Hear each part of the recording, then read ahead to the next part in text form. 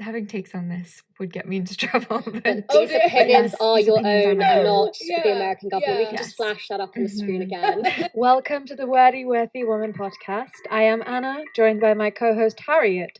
Today we're excited to have Kayla Blomquist with us. Kayla's journey has taken her from being an athlete in Wisconsin to serving as a US diplomat in China. And now she's shaping the conversation on AI governance and the US-China relations at the University of Oxford.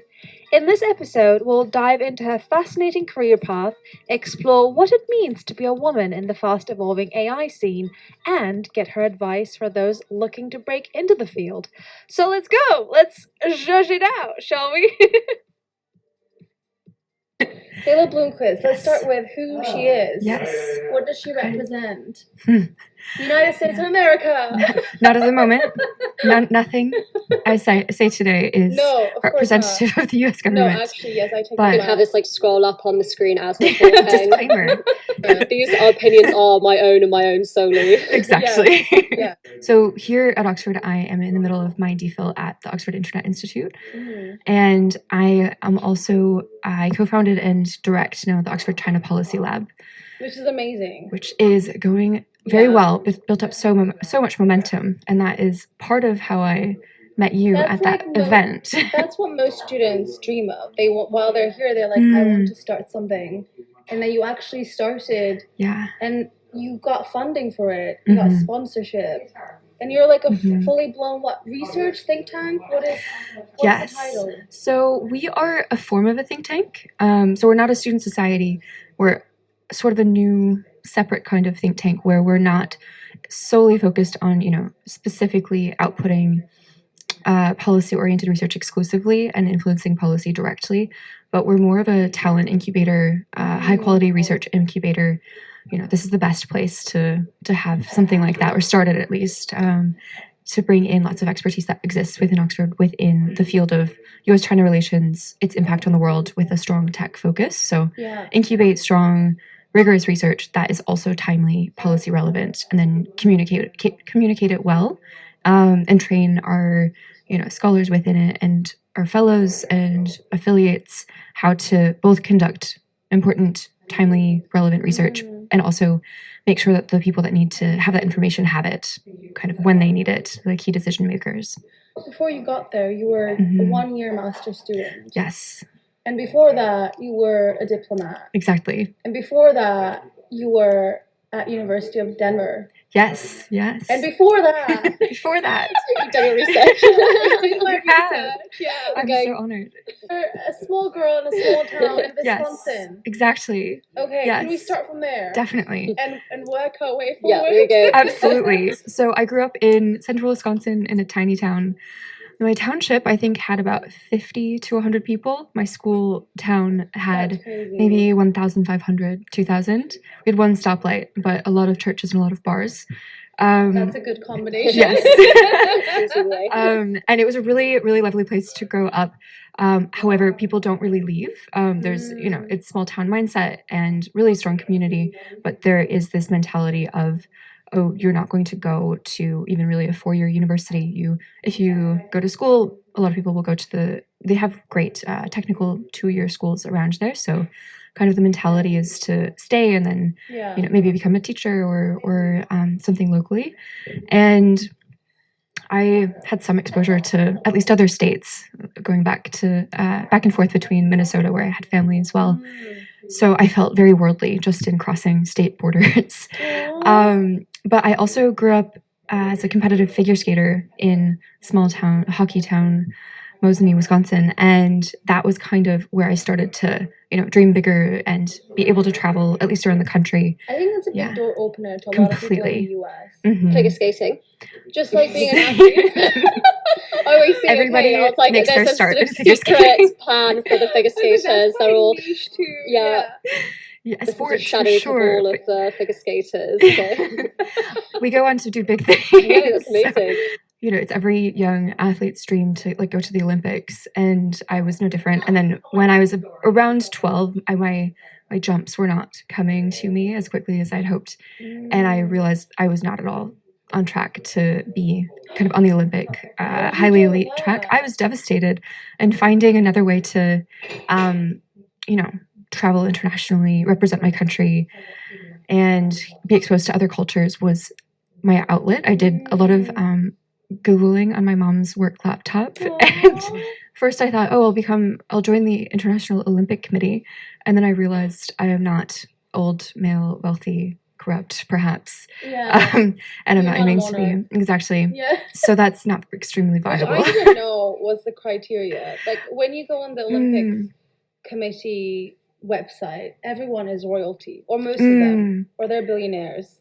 I mean, it's based off the Olympic Games as all about like Greek gods, so I can imagine there's a bit of hierarchy, monarchy going on there. So I don't know that. A bit surprising. You'd think that there would be more of an interest in people that have been involved in the sports. So do you feel that your previous experience has allowed you to go out and represent your country in sort of other ways rather than sport? Definitely. Yeah. So when I realized I couldn't be, join the IOC, it was my next idea, I found out what a diplomat or U.S. Foreign Service officer was. And around... How did you find out about that? I think I was just randomly Googling different careers and landed on Careers that will take me out of Wisconsin. Yes. We've all been there. Yes. Yeah. Not in Wisconsin, but in our own small towns. Absolutely. Except Harriet. She was born a Londoner. No, I actually was born in Cheltenham. I'm a Londoner. Yeah. Hidden back law. I was actually born in the Cotswolds. So yeah. Oh my god, that's actually secret backstory. Nice. Yeah. That's lovely. But lovely. I did move to London, and I am in London now. So yeah. The dream. So all of these things kind of coincided when I was going into high school, and I saw the Summer Olympics in 2008 that were hosted in Beijing. Just around then, the French teacher in my high school quit, and they needed a replacement, and they actually were only able to find, I think last minute, a Mandarin teaching exchange teacher for the last minute notice, which was such luck. Feels like fate. And so I had the sense, given just the Olympics were my kind of like view into the rest of the world at that moment, and just kind of went for that. I did think, if I'm going to have to learn a bunch of different languages to be a diplomat, start with the hardest. Joke is still on me, though. I have not learned any other languages. I'm still stuck on Mandarin. I'm very rusty at the moment because I studied abroad in Beijing and lived around China a few different places during undergrad. And then after I graduated, all of that work since beginning of high school paid off, and I got into the U.S. Foreign Service on a kind of China-specific contract. So I was able to go shortly after graduation, which is pretty rare. It's a second career for people. They could do other things and then join the Foreign Service. And that's incredibly competitive. The Mandarin helped for sure. I think I wouldn't.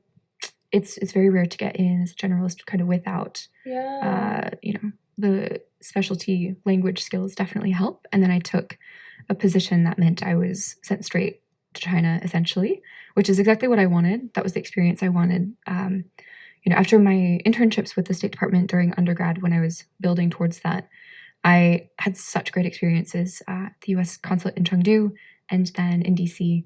doing human rights work in North Korea, from DC, I should clarify, and East Asia. North Korea. Exactly. Very positive experiences, but I met a lot of career-long diplomats then, and I had the sense already that I wanted to specialize. So, continue specializing in U.S.-China relations. I was interested in, democracy building, human rights, and interested in technology. And that developed along the way. Can we ask you to say a few words in Mandarin? Sorry, I do this every time. But as a diplomat, there's certain things that you have to learn, like on your day-to-day. I wanted to hear her speak Mandarin. Yeah. No, I was saying, if you've got like any phrases that they, as a diplomat. Okay. I thought you just ignored my question. No, I'm just steamrolling over, being like, we're not having it. Don't worry, we're doing. Everyone that gets their Duolingos out. Yeah, we're educating as well. What are some good words? Okay, let's say I want to be a diplomat. What are some phrases that I can learn to really sort of foster that sort of international relationship? Oh, interesting. Okay, so I did not go through the language training within the Foreign Service Institute, which I do know from colleagues that have gone through it that they'll focus on very like issue specific language, but then people go over there and really struggle to buy a bottle of water or like get into the metro station. And so to be a functioning diplomat, you need to be able to like ask where you're going, or like 地铁在哪儿 is where's the metro station. You need to be able to introduce yourself. So 我叫罗凯娜. And then kind of each specific job has language that you need. So when I was over there, I was a consular officer.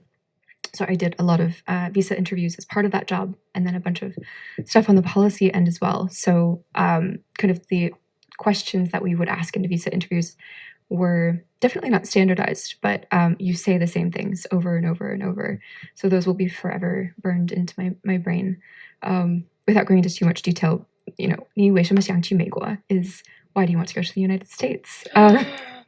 Wow, and that's so fast. Oh, I've said this, I think I did over 12,000 interviews. Oh my gosh. In a couple of years, so burned into my brain. Is that sort of the main work that you do there, sort of facilitating visas? Like, what's your sort of day-to-day tasks that you do as a diplomat? Day in the life of a diplomat. Day in the life of a diplomat. I love that. That could be the title. Well, actually, Day in the life of a former diplomat. Former diplomat, AI expert, Oxford scholar. Yeah. I mean, I should clarify, I was very much an entry-level diplomat. I showed up 22 years old, bright-eyed, bushy-tailed. Definitely doing the grunt work portion of